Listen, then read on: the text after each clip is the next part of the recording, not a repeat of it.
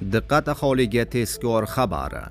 1 fevral sanasidan boshlab O'zbekistonda qonunchiligimizda va fuqarolarning hayotida nimalar o'zgaradi? Kimlarga qancha oylik maoshlar beriladi? Pensiyalar, nafaqalar, bolalar puli qanchaga oshdi? Barcha savollaringizga ushbu videorolikda javob topasiz. Barcha O'zbekiston fuqarolari ushbu videorolikni ko'rishingiz shart. Assalomu alaykum, hurmatli tomoshabinlar. Tezkor yangiliklardan, birinchilardan bo'lib xabardor bo'lishni istasangiz, videorolik ostiga like tugmachasini bosib qo'yishni unutmang. Like bosganlar video oxirida 15 ming so'm egasi bo'lasiz. Diqqat! O'zbekistonda 1 fevraldan boshlab qonunchilikdagi barcha o'zgarishlar va mamlakatimizdagi yangiliklar haqida ma'lumot oling.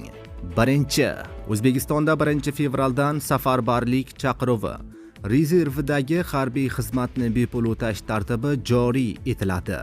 Ikkinchi, avtotransport haydovchilarini tayyorlash o'quv kursi xarajatlarini qoplash bo'yicha subsidiya beriladi.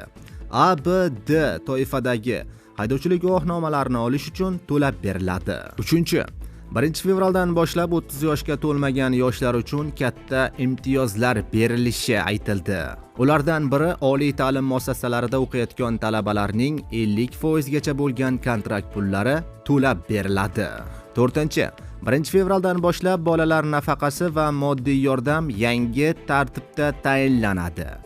5. Afrosiyob elektropoyezd chiptalari narxi 15% ga oshiriladi. 6.